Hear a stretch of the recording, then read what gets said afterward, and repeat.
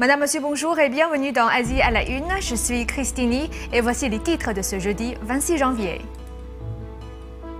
Rassemblement pour Gao Zhishen devant l'ONU. Les internautes refusent de donner leur identité en ligne. Le Chinatown de New York accueille l'année du dragon. L'avocat chinois Gao Zhishen a été emprisonné pendant plus de 20 mois. Le régime chinois a déclaré récemment qu'il devrait passer 3 ans de plus en prison. Le 18 janvier dernier, des militants ont organisé un grand rassemblement aux abords des Nations Unies à New York pour appeler à la libération de Gao Zhishen.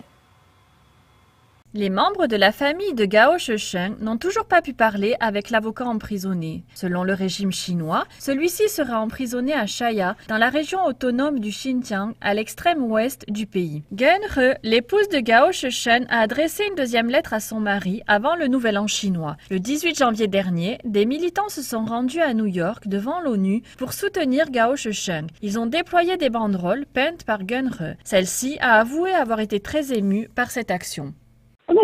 Un jour, Gay Lefeng m'a appelé et m'a demandé comment j'allais avant d'ajouter « Tous les pétitionnaires, anciens et nouveaux, qui connaissent Gao Zhishen veulent prendre sa défense. Beaucoup de gens que Gao Zhishen avait autrefois défendu veulent aujourd'hui le défendre. Je suis très émue. » L'avocat avait disparu depuis 20 mois, après avoir défendu certains groupes vulnérables en Chine, tels que les pratiquants de Falun Gong et les chrétiens clandestins. En décembre dernier, les autorités chinoises ont condamné Gao Zhishen à 3 années supplémentaires de prison dans la région du Xinjiang. Les membres de sa famille se sont rendus sur les lieux pour le voir, mais la prison ne les a pas laissés entrer. Lorsque le frère de Gao Zhishen a essayé de quitter la région, ils ont été harcelés. Le lendemain, notre famille a été arrêtée à un barrage à 10 km environ de la prison. 2 personnes se sont adressées avec colère au frère de Gao Zhishen en disant « Pourquoi avez-vous publié notre numéro de téléphone? Pourquoi avez-vous accepté des entretiens avec les médias sur cette situation ?» La situation de l'avocat a attiré l'attention des médias et sa famille s'inquiète pour sa sécurité. Dans la lettre adressée à son mari, Gun He a écrit « Même si je ne sais pas où tu te trouves, mon cœur tourne en rond dans le noir, incapable de s'en sortir. En ce moment, je ne peux te retrouver que dans mes rêves. » Récemment, le bureau de la presse du Conseil d'État communiste chinois a exigé que les internautes utilisent leur véritable identité pour s'inscrire sur les microblogs comme Weibo. Mais les utilisateurs de ces sites ne semblent pas vouloir se plier aussi facilement à cette politique qu'ils remettent en question. Alors que les autorités communistes chinoises tentent de forcer les utilisateurs de microblogs à s'enregistrer sur leur vraie identité, les internautes chinois essayent de détourner ces mesures en postant leurs messages sur d'autres sites. Depuis l'accident ferroviaire de Guangzhou en juillet dernier, les autorités réalisent qu'Internet est un moyen de diffuser librement les informations et l'opinion publique. Le nombre d'utilisateurs de microblogs a aussi sérieusement augmenté et les autorités chinoises cherchent de nouveaux moyens de les surveiller. Malgré la réaction négative du public, les responsables communistes insistent sur le fait que l'utilisation d'une véritable identité est nécessaire pour stopper la progression de l'opinion publique négative. Cette nouvelle politique informatique impose aux utilisateurs de s'enregistrer avec leur numéro d'identité nationale. L'enregistrement sous une vraie identité n'empêchera pas les imposteurs, à moins que les autorités ne puissent les contrôler un par un, ce qui est impossible. Beaucoup s'interrogent. Comment les autorités vont-elles traiter les gens qui s'enregistrent avec les numéros d'identité d'autres personnes? Et comment vont-elles protéger les données personnelles? Les autorités ont déclaré qu'elles prendraient des mesures, mais n'ont mentionné aucun plan détaillé. Certains sites ont commencé à appliquer ces mesures, mais les utilisateurs les boycottent et se tournent vers les microblogs ne demandant pas de véritable identité. De nombreux internautes de Sina m'ont demandé en message privé vers quel site je m'étais redirigé. Alors j'ai annoncé que je m'étais réinscrit sur le microblog Sohu. Les cybernautes chinois ont donc trouvé des moyens d'échapper ou de contourner les politiques restreignant leur liberté d'expression. L'administration chinoise des sports vient interdire à ses athlètes la consommation de viande de porc.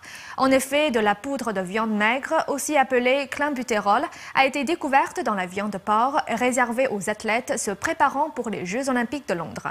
Cette nouvelle affaire concernant la sécurité alimentaire en Chine a provoqué une vive irritation sur Internet.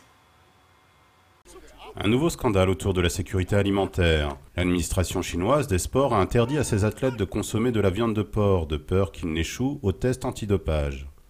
Cette interdiction a été appliquée après qu'un rameur médaillé d'or aux Jeux asiatiques ait déclaré que de la poudre de viande avait été trouvée dans le porc réservé aux athlètes. Wang Weiyi, actuellement en préparation pour les Jeux Olympiques de Londres, écrivait samedi dernier sur son compte Weibo « Existe-t-il des aliments sains en Chine ?» L'interdiction de porc s'ajoute à celle du bœuf et du mouton.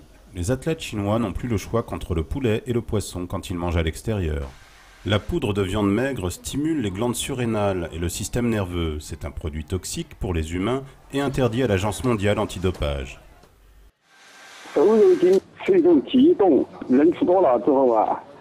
La poudre de viande maigre est une sorte d'hormone. Consommée en excès pour les humains, elle peut provoquer de la tachycardie et affecter le métabolisme. En conséquence, cela peut endommager le foie et les glandes surrénales. Selon Chen Kai, un ancien joueur de l'équipe nationale de basket-ball, les autorités chinoises ne s'inquiètent pas pour la santé de leurs athlètes.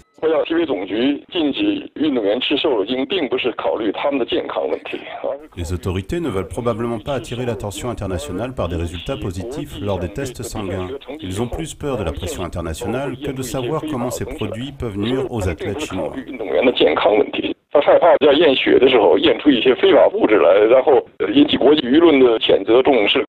Le nageur chinois Wu Yangkungpeng et la nageuse américaine Jessie Hardy ont été exclus des Jeux Olympiques de Pékin. Tous deux avaient échoué au dépistage du clenbutérol, un autre nom pour la poudre de viande maigre. En 2009, Tong Weng, médaillé d'or de judo aux Jeux de Pékin, avait été exclu pour la même raison. Lia Hui, champion olympique d'haltérophilie, pourrait aussi rejoindre la liste des victimes du clenbutérol.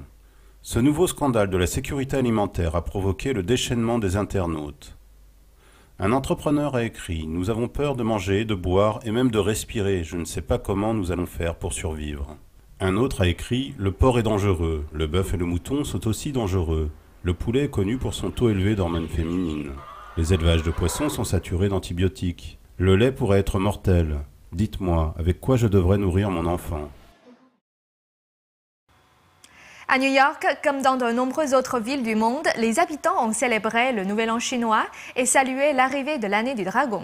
Cet événement est devenu l'une des plus célèbres attractions du Chinatown de Manhattan. Voici le reportage de notre correspondant.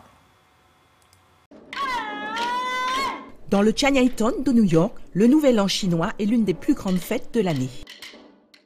Le week-end dernier, l'année du lapin a fait place à l'année du dragon. Pour fêter cela, nous nous sommes rendus au musée des Chinois d'Amérique, comme on l'appelle ici le MoCA. Des visites guidées étaient organisées à travers Chinatown pour découvrir comment est né ce quartier célèbre, aujourd'hui divisé en différentes zones. À l'intérieur du MoCA, les visiteurs ont pu découvrir quelques formes d'art traditionnel chinois.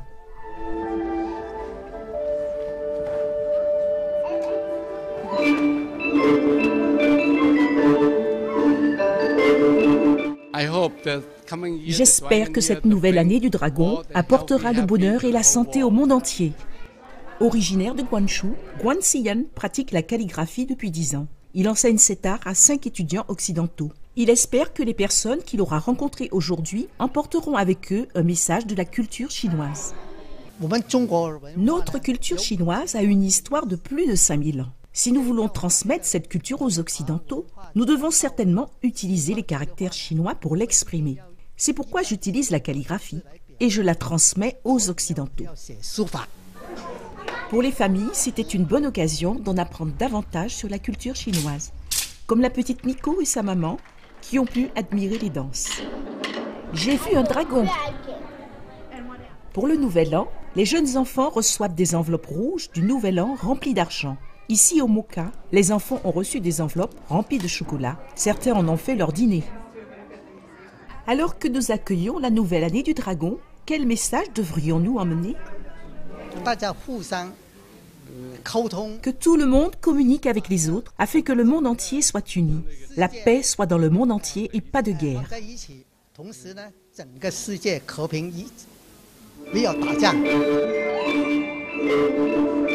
NTD News, New York. Et voilà donc pour ce journal. Merci de l'avoir suivi et j'aurai le plaisir de vous retrouver demain pour une nouvelle édition.